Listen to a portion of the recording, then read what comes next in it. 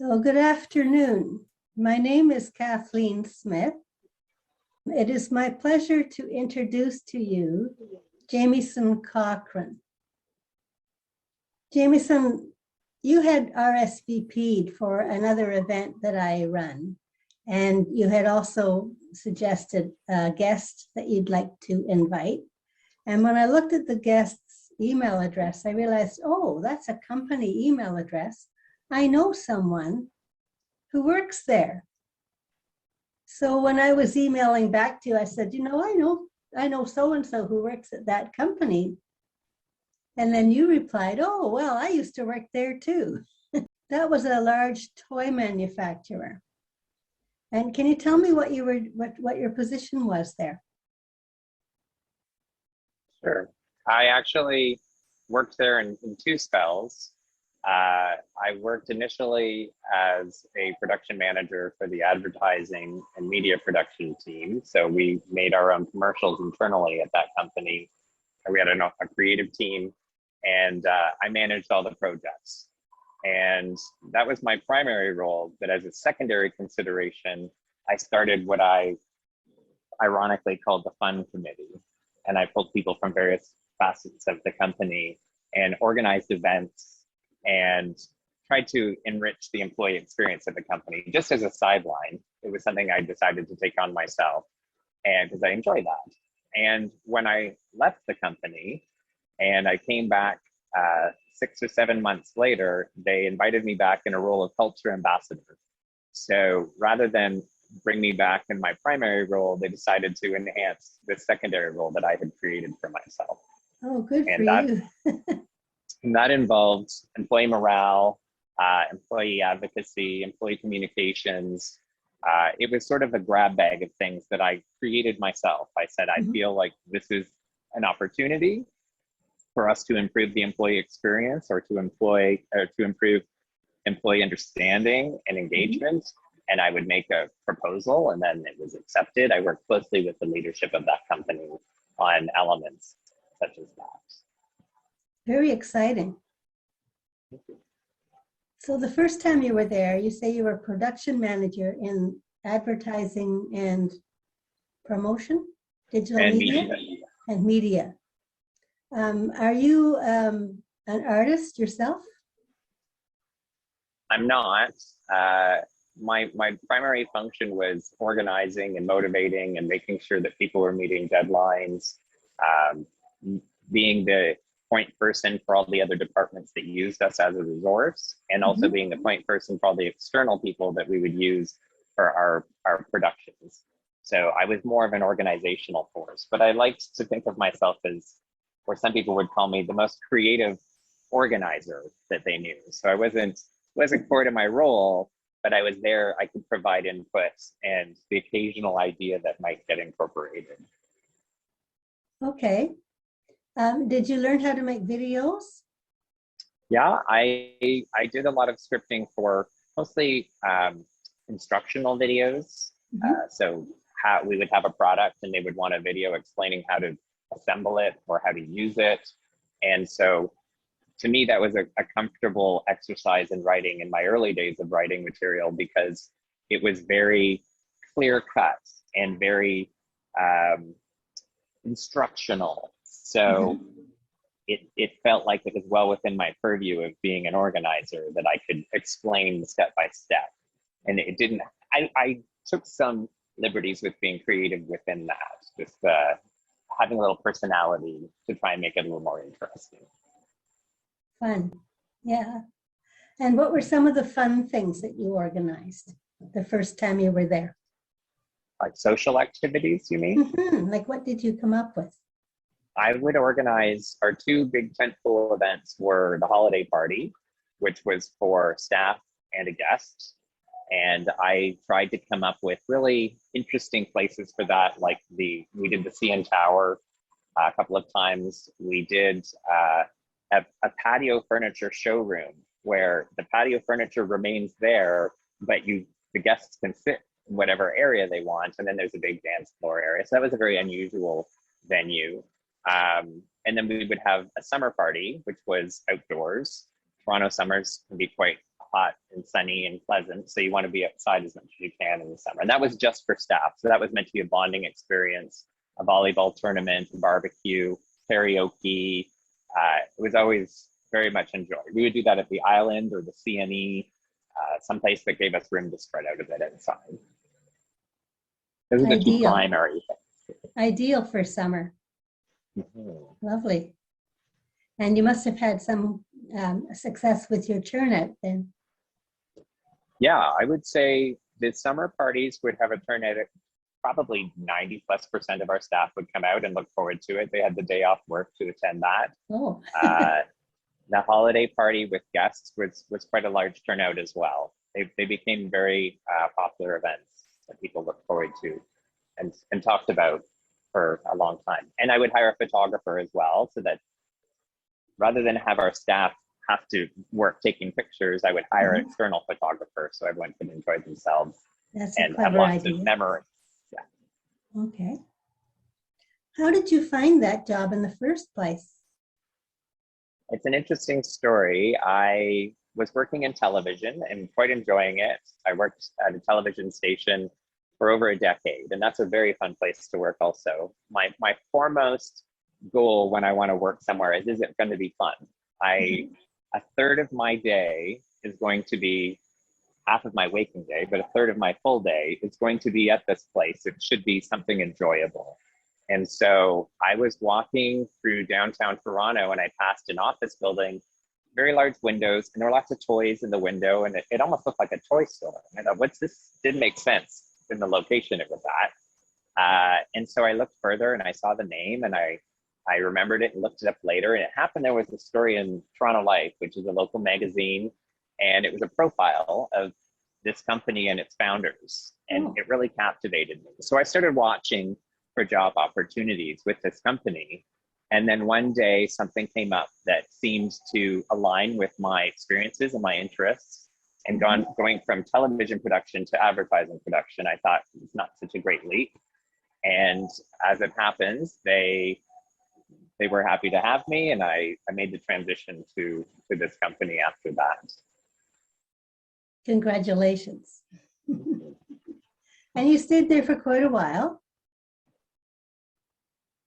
My first run there was, I think, well, I know it was 6 years. In my career, I didn't realize this for some time, I would last about 6 years at a company or in a role and decide that I had really gained as much as I could from it, wasn't enjoying myself as much.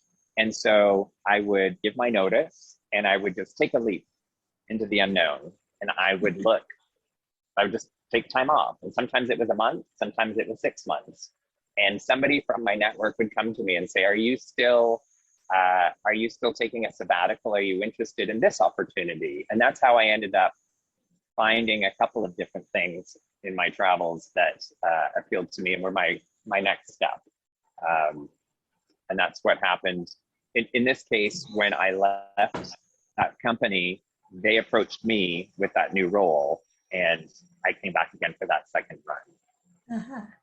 So you enjoyed your sabbatical in between. Yeah. Yes. So then they invited you to return. Yes, and that was another trope I found in my career, that when I have left, as I said, somebody in my network might come to me and say, here's an opportunity. Or what happened with the toy company, where they said, you were really good at this aspect, even though it wasn't part of your job, and we'd like you to come and create a role. Actually, the first role was a little bit created around my skill set as well. They had an opportunity, and when I went into to interview, I realized that they'd already hired for the role I thought I was applying to, and that person was interviewing me. Oh. So there was no role. And so I was quite relaxed in the interview after that, because I thought, well, there's no role. There's no need to be nervous in this situation. But what was happening was this person was filling out their team, and seeing my skill set said, here's an opportunity. And it was almost as though he was selling me on the idea of this job. So the table was sort of turned, and he was promoting the idea of me coming to this company, and here's what you could do. And so it was an interesting, unexpected situation, and worked out well because the role was created. again, I took things, I found opportunities that weren't being satisfied and incorporated them into my role. And so I've discovered over the course of my career that these opportunities can come up if people keep connections with your network, you prove yourself, you are industrious, and you're creative in terms of how many different things can you do and provide value. And then people in turn think of you when an opportunity comes up. And did they give you a title with the job when you came back the second time? When I came back the second time, my title initially was Culture Ambassador.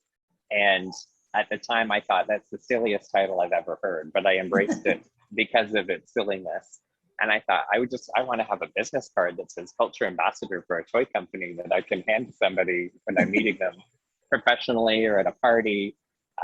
And it was a good engagement to have that job title, and it was really fun. So how long were you there as a cultural ambassador? So in that role, I think I did that for about 3 years, and then we transitioned. It was more of a contract position, and then when it became a full-time position, we transitioned the role to Director of Internal Communications. So much of what I was doing was the same, but it became more structured. So I created more structure around it. And they called you director. Yes, and it was more of a global role as well, because this company by that time had offices, I think 25 offices around the world, and about 2,000 staff. The company had really blossomed. And so that was, and it also in so doing, I started pulling in other things, like there was nobody doing archives. So I started putting a mind to archiving and hiring an archivist. And that meant that when we, at the time we purchased a classic toy from another company. And so I was tasked with getting a small team together to go to their offices in the United States and plumb their archives. We were now the stewards of the archive of this classic toy brand. And so I wanted to make sure that this was our one opportunity to capture that archive and document it, and also provide information to the toy manufacturers in our own company to know the history of this product, what worked in innovation, what had not, and so collecting all that information as well. So it was a very wide-ranging role, lots of different things involved that you wouldn't necessarily have expected.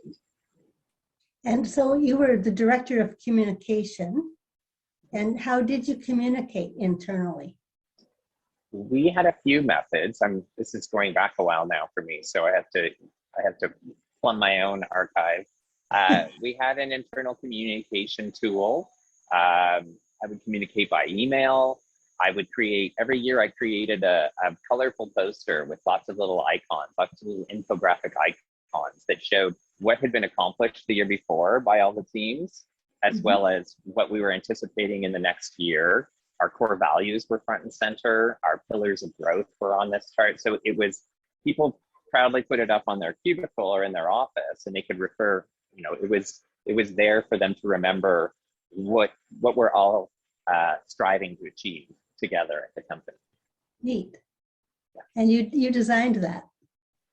I worked with an external company to design it initially, and then I built on it year after year, and I got a little better at Illustrator and creating my own little icons.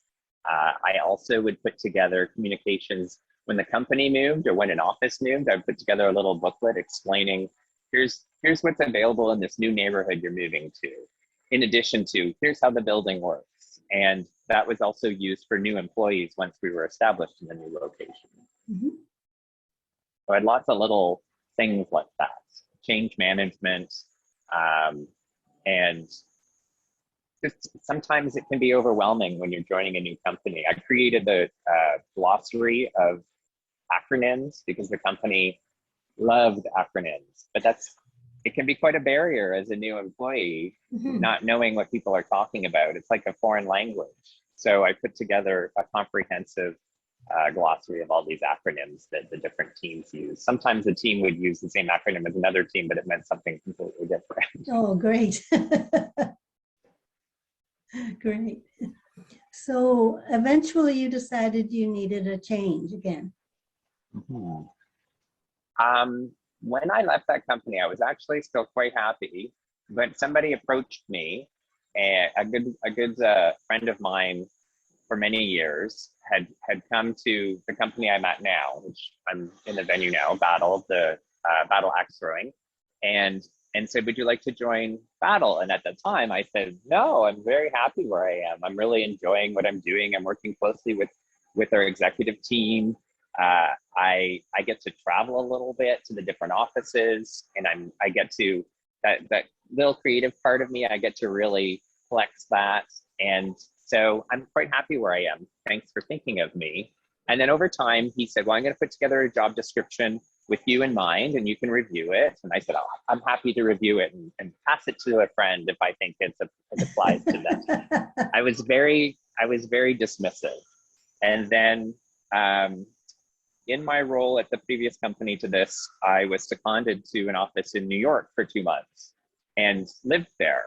And while I was there, I got a taste for stepping out of my day-to-day, for one, Mm-hmm. but also it felt like more of a leadership position in terms of more explicitly a leadership position. And it gave me a sense of what it could be being in an executive position at a company, which I never thought I would want. So I thought, you know what, I think this is a great opportunity. This company is growing really quickly. They have a very vibrant culture.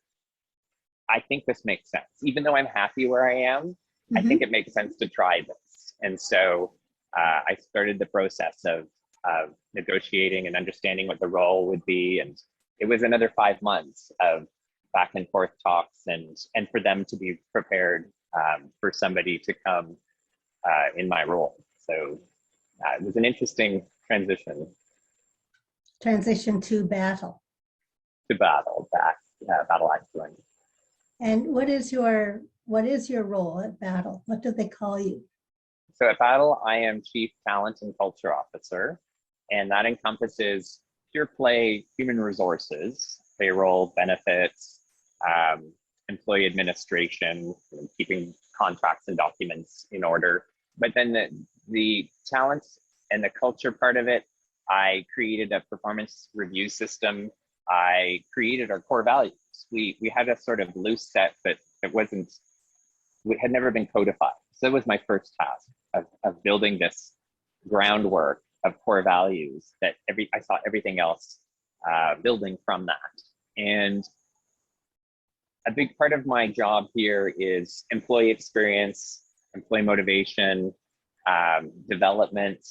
So urging managers to think about succession planning, because not only does it mean that, you know, if you need to go on vacation, there's somebody who can step in, but it's making yourself more available to advance to another role as well. So very much keyed into thinking about what the experience of working at BATL will be for our staff in our office and in all of our venues across North America. Are you involved in the hiring? I am involved in hiring. It's primarily my responsibility and somebody on my team. So we have a really incredibly positive internal record of internal promotion, which I'm really happy about. Between 50 to 80%, depending on the type of role, mm-hmm. Are promoted from inside. There are some specialties, and sometimes there isn't anybody who's ready to move into a role, and so we go external. And I overhauled that system as well. I feel like we have a greater diversity of candidates now, because front and center we talk about our diversity, inclusion, and belonging initiatives, and we've made great strides in terms of being a really welcoming community to as many different types of people as possible. We welcome everybody to express their unique selves when they work here. It enriches the environment when you do that. Agreed. Imagine if you have one person and then everyone else is just like that person, how narrow that experience would be and how narrow the product would be and how narrow the experience for your guests would be. So now if we take that and extrapolate to many different types of people, you're opening the world so widely in terms of what people can come up with and all of your different experiences brought together. And you get such a richness, such a rich tapestry then that you can decide, well, it determines the culture of your company. How big is the company? It's hard to say right now because COVID really devastated us, and we're just now starting to recover from that and getting busier and rehiring a lot of people because we're getting busier. So right now we're about 250, and that is just under 20 at our head office, and then a general manager for each of our 18 locations, and then hourly staff at all of the locations and at our customer service department. So there's 18 locations. We have 9 in Canada and 9 in the US. Wow. And what about in the Toronto area, the Greater Toronto area? Greater Toronto area, we have 2 locations in Toronto proper. Mhm. I am at the Portlands location, which is near Cherry Beach in the Okay. south end of Toronto and southeast end of Toronto. And then at Toronto Stockyards near Peel and St. Clair. And then we have a location in Vaughan on Steeles Avenue, Hamilton, Pickering, I might be pointing in the wrong direction, Niagara Falls, and then also Ottawa and London. I think that's all of the Ontario locations. There are 8 in Ontario plus Calgary. Wow. So really spread out. Mhm. How do the staff get to know each other? Do they get to know each other at the other locations? It's interesting because another layer of this company is the culture of the people who come here to participate, who don't work here, but are part of our league. And we have a really vibrant league community. They feel very connected to BATL. And so many of our staff are in league, and so they compete in tournaments across North America, both tournaments from BATL and tournaments from other organizations that we are or might not even be affiliated with. So they come to meet each other through those means. We also have an axe prom at the end of every season, and it's tied to our awards banquet and our big tournament, the International Axe Throwing Competition that happens every year. It's happening this June this year. We pushed it back due to COVID. So everybody is connected in that way. And I'm always surprised when I'm meeting somebody from London and they know somebody from Ottawa. Because they were in the tournaments. Because they met at a tournament or at some other axe throwing event. Would you like to show us a little bit about BATL while you're seeing us how you're there? Sure. I don't know how much I can show you here. This is an example of a lane. So we call each of these a lane, sort of like bowling, where you're throwing against somebody. You have a left and a right, just like in bowling. And there are lines painted on the floor showing you, just like in bowling, how far, where you need to stand to start, where the fault line is. We actually throw, I don't have one handy right now, but we actually throw hatchets. So, about the length of my arm. Okay. And then for tiebreakers and in certain tournaments, we throw larger full felling axes, what you would see, to chop down a tree.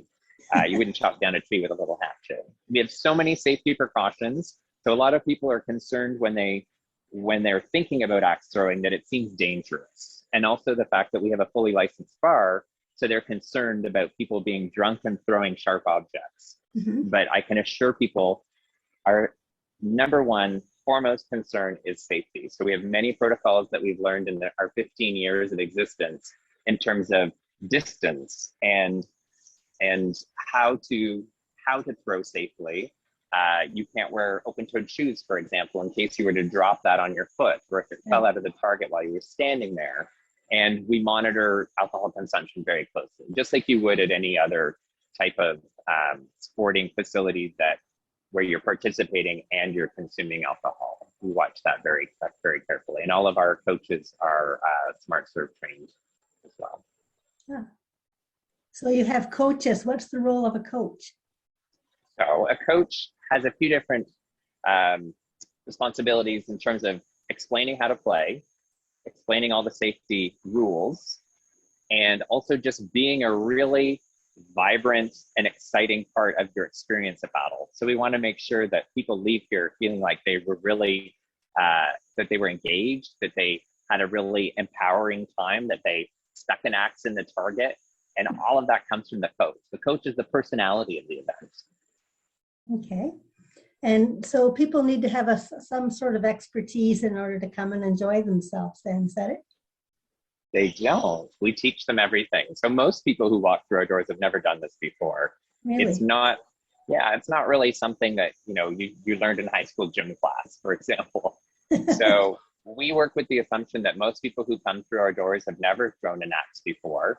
And so we take them through it from the stance, how to stand, how to move, how to get the most momentum, how your arm should work. Sometimes we have to untrain people. For example, somebody who's a baseball pitcher and they've got this sling action, and you can't do that with an axe. It's not going to land in the target. So you need to untrain the mind in terms of those, what we call bad habits, because they're not fruitful when it comes to axe throwing. Okay. So it's kind of a cross between baseball and golf, or between bowling and golf. I would call it a cross between bowling and darts, actually. Okay. Because you've got the aspect of throwing a projectile that's going to stick into a target. Mm-hmm. But like bowling, you have a movement to it because you take a few steps, and you have a certain follow through that's important. And the hand-eye coordination is also quite important. So you want to be looking at where you want your axe to go. Just like bowling, you need to be concentrating on where you want that ball to go. So what age group do you think this would be suitable for? It's really suitable for any age over 12. 12 is the youngest, but legally, for insurance purposes, that we're allowed to have anybody throw. It's come down gradually over the years. It used to be 16 and 14, now it's 12. Okay. And then there's no upper limit at all. As long as you have enough upper body strength that you can throw the hatchet, then you're welcome to come and learn how to throw. It's also open to people of differing physical abilities. In terms of, if you're a wheelchair user, you can actually compete head to head against somebody who is not a wheelchair user. And there's no difference in terms of your possible adeptness at axling. That's very interesting. It's a very unusual sport in that way. I think so. We also don't differentiate by gender either. So there's no differentiation between any gender identity, with the exception that sometimes there'll be a specific tournament that focuses on women in axe throwing, for example. Okay. So could somebody in a wheelchair throw an axe? Absolutely. Yeah. It happens a lot. We've also had customers who are blind, and we just need to work with them in terms of understanding distance and where they're aiming for. And that has proven quite possible as well. That's interesting. Do you use any kind of a sonar or anything to help them guide their throw? We don't have any tools like that here, but certainly if somebody had a tool like that for echolocation, we could incorporate it for them. You wouldn't be able to leave it there, because then you would hit it with the axe. That's true. So in this facility, how big is it? That's a good question. I don't know what the actual area is, but I'll say that there are, what I'm sitting on right now, these two targets side by side is what we call a half arena. So there are two more targets over there, and those 4 targets make up a full arena. And in this venue, we have 4 full arenas. And that's an average size for our venues. Our smallest venue is Niagara Falls, and it only has 8 targets. It has 2 arenas. Okay. And then Pickering is currently Pickering, Novi, Michigan, Calgary. They're all much larger. Novi, I think it might have 6 or 7 of these. So it's massive. It's almost double the size of this place, which feels quite large to me. Wow. And then you said you have a bar. So do you have an area for meet and greet? There's a lot of extraneous, so to speak, space here in terms of, we have tournaments here. So there's a lot of space for people to view. And sometimes people will stay after the fact and enjoy another beer or another cocktail or glass of wine or soft drink. Some of our venues, our Hamilton venue has a really cozy spot that they can see. It's a little bit elevated, so you can see the entire venue. You can watch other matches that are happening. So that's a fun aspect. Yeah. Yeah. So here at this Portland's one in Cherry Beach, do you have like tables and chairs set up for people if they want to relax and talk? We have a little bit of that. We have a lot of stools and high top tables. Each venue is a little different. Each venue has a little bit different to offer. Our Toronto Stockyards location also has a pool table, has a couple of arcade games. Our London venue has cornhole, where you throw beanbags into a wooden target with holes, sort of like a kid's beanbag game. But cornhole has become an entity of its own lately as well, with leagues and everything. We don't offer cornhole leagues, but it's just a secondary activity that people can enjoy. And that venue has a whole seating area. Our Scottsdale, Arizona is half of it kind of looks like a classic diner, and then the targets are on the other wall. So lots of opportunity to hang out and have fun for sure. Good. I would just like to say to the audience who is with us and listening to us is that Jamieson is a member of Mensa and also a member of an organization called the Mentors, Entrepreneurs and Leaders Group. And you contributed to that because we had a competition to create the favicon or logo for that group. And you participated in that competition. And you have found other ways to be engaged with groups. So you're very social. I was at the cottage for a year and a half, and it was sometimes quite isolating. During the winter time, there were very, very few people around. And so my husband and I would be there with our cats, and we got into a rhythm of television and having a fire in the fireplace. And I texted with friends a lot. Sometimes I would Zoom like this or have people come to visit, but it was not anywhere near the same as my social engagement previously. Were you close to water at your cottage? Yes, there's a lake or lakeside at the cottage. So in the winter that freezes over. It's almost unfrozen at this point, getting there. So you could walk on the lake, and it actually made some of my neighbors closer because I could just walk across the bay or the lake instead of going the long way around on the road. Great fun. So in the summer, you could go out in a boat. Yes. Yeah, we're boaters now.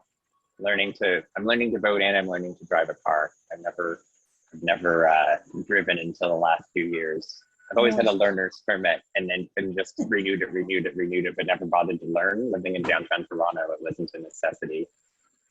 But up there, it's you need a car to get anywhere. You do, yeah. If you need any groceries or anything like that, you need to be able to drive. It sounds like a charmed life. I think so. I'm really happy. I used to organize a birthday party for myself where I would invite a large group of friends, and we would go through, Toronto has an underground path system that's called PATH. Yes. And it's to avoid being outside in the wintertime mostly, but it connects all the way from the lake all the way up to Dundas, if you know the city. And I created this, essentially a pub crawl, but in the path. So we meet, it used to be in the evenings, and then the last few times I did it, I started Saturday, late morning, like 11:30, down at the harborfront, and then we would snake our way along a route that I created, and we would stop at 9 different bars or restaurants. We never went outside the whole time. My birthday's in March, so it's not very pleasant weather in Toronto in March. That was my inspiration. And I created a passport and a path map and path bingo, and you had to get your passport signed at each location. At its peak, we would often have maybe 40 people. And so we would descend upon a location. Sometimes I'd warn them in advance. Sometimes we would just surprise them. And we would have one drink. Some bars would provide us with food just for sustenance because we seemed like a fun, happy group, and we needed some chicken wings, for example. And then it would take us about 12 hours to go from one end to the other. And everybody had pins with their names on it. They had, the passports were personalized. And then you had achievements along the way. So you would, if you finished your bingo card, you get a button for that. At each location, you get a button for that. So by the end, you're covered in all of these buttons of all of your achievements of the day. And so that was great fun. It was exhausting. Yeah. Being a host for 12 hours is exhausting, let alone the exercise of walking that distance over the course of 12 hours. But that's the type of thing that I like to organize and enjoy. So I think that happened, might have done that 9 times now. Started in my 30s. Excellent. A great example of how you can put all your skills together. Well, Jamieson, thank you very much for talking to me today. It was lovely to have a conversation with you. Thanks for the opportunity. Real pleasure. Real pleasure.